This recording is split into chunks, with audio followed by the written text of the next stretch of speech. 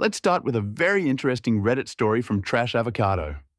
Don't make your tenants do your job for you. It can and will backfire on you. Hello? I love the idea of malicious compliance, but up until recently, I never thought I'd have a good story to tell. After the last few weeks my friends and I have had, you all might want to buckle up and grab a snack before reading through this. Names have been changed. Some important backstory. I, 27F, live in an apartment complex that has recently, as of June of 2023, been bought by a new management company. My best friends, Cole 30M and Phoebe 29F, also live in the complex on the other side. Over the course of the new management's reign, they disabled the resident and rent payment portals we all were using and swapped us over to new portals. I don't know what exactly happened, but it took over a month to get the new portals working, which was a nightmare, but I digress. On August 2nd, I went to pay my rent through the new payment portal. As I always do, I checked the breakdown of what my utilities were. Usually this is water, trash, sewer, CAM fees, and the tech package the complex includes, since we're charged based on usage. I've been in the apartment I'm in now since September of 2022, and prior to this, I lived in the complex in 2 other units for a combined time of around 3 years. Needless to say, I'm very familiar with what my utilities should look like in this complex, specifically the water bill. Much to my surprise and confusion, my water bill was $91. Usually, it's around $30 to $40. I understand increases happen, but usually I see them towards the beginning of the year, and it's never this much of an increase. Immediately, I emailed the front office to kindly ask what the was going on. The front office's assistant manager told me that it was the water district that made the increase and that the complex had nothing to do with it and they weren't able to do anything about it. It was a very don't shoot the messenger type response. This didn't sit right with me, so I called my friends who live on the other side of the complex to see if they'd seen a similar increase. After they checked their bill breakdown, they let me know that their water bill was double what it usually was at $120. They also reached out to the office and were told the same thing. Cole pressed further, asking if the front office was going to further investigate this, since it seemed odd for a bullying increase to be happening in the middle of the year, let alone this much of an increase. And the front office told him he could research it, but that it wasn't their job, even though it literally is. Cue malicious compliance. Cole is a very thorough person. He's a data analyst. Asking and answering all the questions is what he does, and let me tell you, he's very good at it. Cole reached out to the water district and the water authority in our region multiple times via phone, email, and live chat, and every single time he was given the same answer. We would never raise water rates in the middle of the year, and it would never be by that much. Your complex is lying to you. Something isn't right. They need to investigate this further. He took all this information and compiled an email to send to the front office management, going as far as to cite the meeting minutes from the Water Authority in regards to their plan when it comes to water price increases over the course of the next few years. Cole also included some other concerns we've all had in regards to the complex, such as gym and pool access, as well as the constantly broken access gates. During my correspondence with the Water District, I was informed by an employee by the name of Lisa that our rates increased in January this year. We do not raise them in the middle of the year. Given all the information above, I hope it becomes clear my concern as to the recent increase in our water rates. Cole created graphs and data sheets to completely back up his findings. This data was prepared using the ledger provided to me by the front office and can be replicated by your team for validation. Ultimately, my concern at this point is I am hearing conflicting information from the complex as opposed to the water district and its certified documents which I've attached for the office's convenience. On 2 occasions, I have almost been struck by vehicles entering the exit gate. I believe the reason behind this is that no deterrents are set up to stop people entering through the exit gate. Inspection of the area shows that spikes were originally installed, but those spikes do not appear to be in place at this moment. This contradicts signage within the property that says that there is. My spouse, attached, had come to the front office about access to the gym amenity. I am unaware of whom Phoebe had spoken to, but they had stated that they would need to set up the appropriate account to get us to access via a form of wireless locking mechanism. They had also mentioned that we should see this email in 1 to 2 days. It has been roughly 3 weeks. He sent off his email, BCC'd me on it, and we waited. And we waited. Eventually, Cole went back into the front office for some kind of update, and one of the front office workers informed him that he might be able to call our utilities company, UB West, for further clarification of what was going on. So he did that, and UB West confirmed that as of mid-July, they no longer have a contract with our complex. The plot thickens. Cole reached back out to the front office and was told that our new utilities contract is with a company called Conservice. So we called them. Conservice told us that they only started their contract with our complex on 8th January 2023, and they had no backdated information about any of our billing. So we called UB West back to see if we could get our hands on backdated information. This is where things start to feel really, really fishy. UB West escalated our contact up to the financial manager of the contract our complex had with them, and she had some very interesting information. She told Cole and I that she noticed the increase in the water bill and that she told the leasing office manager, she name-dropped the office manager, that something was wrong and that legally she needed to start an investigation, and she never heard back. Not long after this, their contract was termed. At this point, we were both feeling like real-life detectives. We looked into how the water bill is calculated and issued out to residents for the entire complex. And the more we looked into things, the less things made sense with what the front office was telling us. The conflicting information was jarring. At this point, the front office seemed to be getting very annoyed with our persistence, and they told us that if we should take our concerns up with corporate. So we did.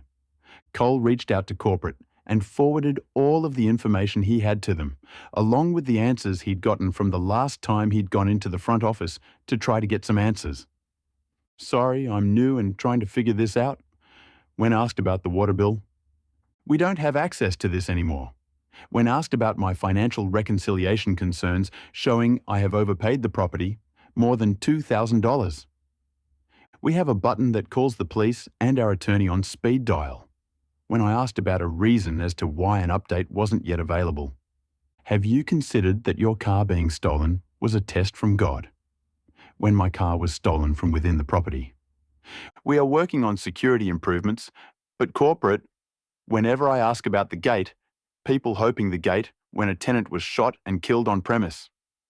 Corporate reached back out to him within 24 hours and said that they would be investigating this, and the district manager called Cole personally after she was able to look into everything. And I mean, everything. Unfortunately, I wasn't on that phone call, so I don't know exactly how it went. Cole called me the moment the call ended to update me on the situation. The district manager started the conversation with a genuine apology, and she stated that the entirety of the leasing office staff had been terminated immediately. She apologized profusely about the manager having the audacity to suggest that Phoebe's car being stolen was a test from God, and that was simply unacceptable. She also assured Cole that an appointment was made to fix the gates and have the exit spikes reinstalled within the week, and that everything else would be personally investigated by her, including the water bills for all tenants in the complex. She also stated that she had no idea that someone had been shot or that Phoebe's car was stolen, both of which should have been reported to corporate immediately and were not by the leasing office manager. Starting in a few weeks, we should be getting a whole new front office staff sent in directly from corporate. It was really a perfect revenge, and apartment management company had to pay full price of unfairly charging OP. However, the best part of that, the front office staff lost their jobs. It was really a flawless revenge, executed perfectly. The next story from remote-syllabub 7412. Don't want my help? Sure, go ahead and get yourself fired. First-time poster, long-time lurker, so please forgive any mistakes. TLDR, jerk is such a jerk that his own actions get him fired. A bit of background. A while back when I was still in high school, I worked at the local cinema to earn a bit of pocket money and experience. I stayed for a couple of years, working weekends when school was in session. I think it was halfway into my second year when the target of this revenge came into the picture. We'll call him Luke. Luke was a new hire and was just learning the ropes. This was common as turnover was high since we were all students. He seemed all right at first, and everyone was nice to him since we were all pretty close and knew one another from school, and we welcomed him in. I don't think even a week passed before the problems started. The first issue I heard of was that Luke was trying to flirt with one of the girls. Thing was, this girl was already in a relationship with one of the other employees, and everyone knew this, including Luke. That didn't stop him though, and eventually the girl told him to his face to cut it out. It only got worse from there. Now, I do my best to see the good in people and give them the benefit of the doubt. Despite what the others were saying, I still tried to get along with him. This unfortunately changed during the first real conversation I had with him. We were on break at the same time, and about 5 of us crowded into the little break room for lunch. I forget what exactly we were talking about, but I remember it was an uncomfortable topic, and Luke was using a lot of explicative. The break room was not soundproof, and there were patrons outside, especially children. I tried to warn him about using that language so loudly, and that he might get in trouble if a customer heard him. Immediately, his attitude toward me changed, and he responded with something along the lines of, "I can say what I want, I have the right to free speech, don't tell me what to do." What? Sheesh, okay, chill. I was just concerned, but you do you.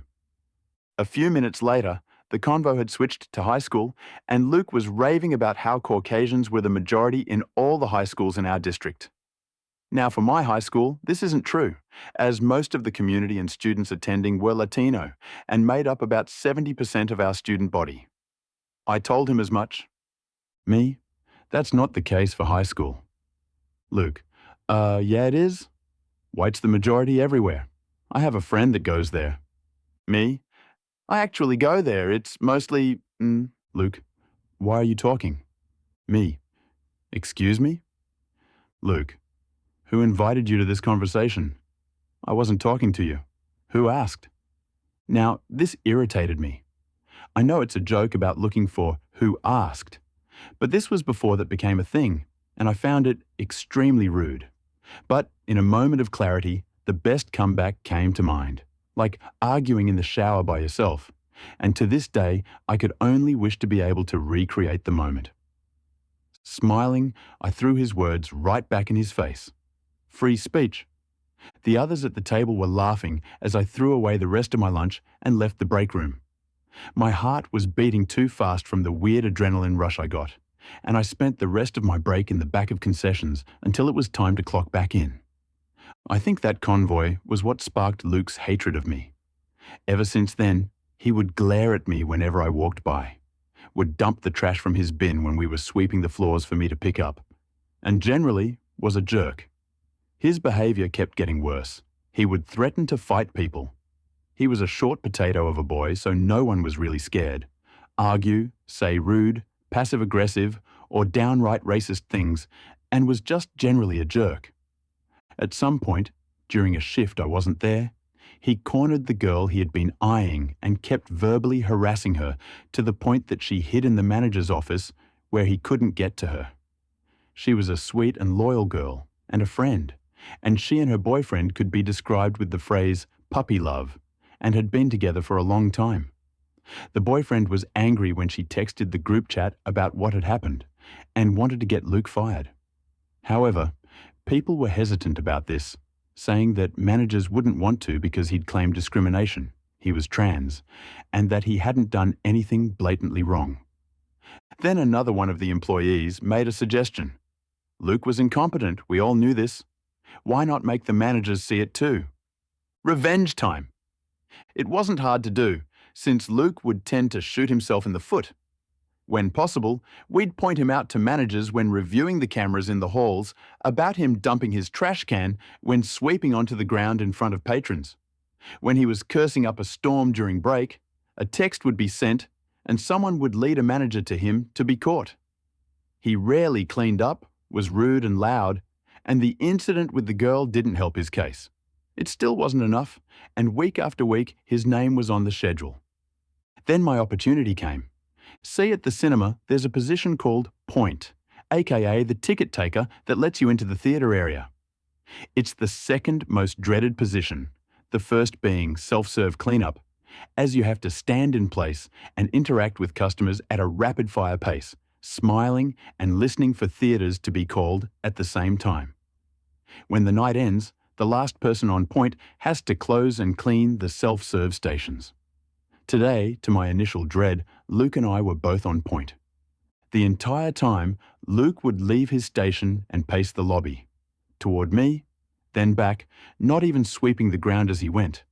He wasn't supposed to leave point and had to walk around customers to get back to his podium to help them. He was told off by a manager once or twice for this, but he continued his antics anyway. Then, as things slowed down, one of the managers approached me and told me we were going down to 1 point, one person at the center rather than at both entrances, and that I'd have to explain to Luke how to close point before I went back to help clean concessions. It had to be this way since I had already taken the sanitation test and Luke had yet to do so and therefore wasn't allowed behind concessions. When I finished closing my point, I walked over to Luke and told him to move his podium to the center so he could take closing point. He did, though scowling at me. When he was set, I began to explain. Me: "So you'll be closing point tonight after the last movie starts. You'll need to go to the dash." Luke: "Go away." Me: "What?" Luke: "I don't need your help, so don't talk to me." Me: "But I need to teach you how to close point." Luke: "I don't care, shut up." Me: "I know you don't like me, but this is work. You need to..." Luke: "No, I don't want your help. Shut the hell up." Me: "But..." Luke: "Don't talk to me." At this point, I was beyond upset. I was furious. I was trying to help, even after how he had acted, how he treated everyone here. I didn't care what he said in the break room, but it shouldn't affect work. This was ridiculous. I must have snapped or something because I complied, walking away saying, "Fine, I don't care. Don't ever talk to me again." Luke: "Hey, I said..." Me, waving a hand over my shoulder, "Don't talk to me ever again." I went behind concessions to help, where he couldn't reach me. I don't know when, but I started crying out of frustration, and one of my friends came and hugged me, bringing me to a corner to cool down. I don't get angry often, and when I do, it makes me scared. I was just sick of his antics, sick of the way he spoke to me, just sick of his attitude. I'm not sure how long I sat back there, but soon enough that same friend came and waved me to the front of concessions. I wiped my face and walked out, and he pointed to point. There was Luke, being instructed by the manager on how to close point, and the manager did not look happy with him. Arms folded, frowning, flat tone, everything spoke of irritation. My friend said they'd already explained that Luke refused my help when the manager asked them what was going on, as point can be seen and heard from almost the entire lobby. Seeing the scene lifted my spirits a bit, and I was able to end the night relatively easily. The next weekend when the schedule came out, I didn't even have to check my email. It was posted in the group text, specifically the section with Luke's name. It was blacked out. If he had quit, his name would have been removed. But the fact it was blacked out meant it was a sudden event. Luke had been fired. I'm not sure what it was that they fired him for anymore, but considering we were always low on staff and they had to worry about discrimination, I'm guessing there were enough complaints that they had to fire him. I'd like to think that last interaction I had with him was the final nail in the coffin, but I was just glad to see him go more than anything. I heard he worked at a common fast food place for a while, but ended up getting fired from there too. Good luck in life, Luke. You weren't missed. The malicious compliance was perfect, and it was executed flawlessly. It was Luke's rude and disrespectful behavior and finally refusal to listen to sincere advice that finally led to his downfall, and he lost his job.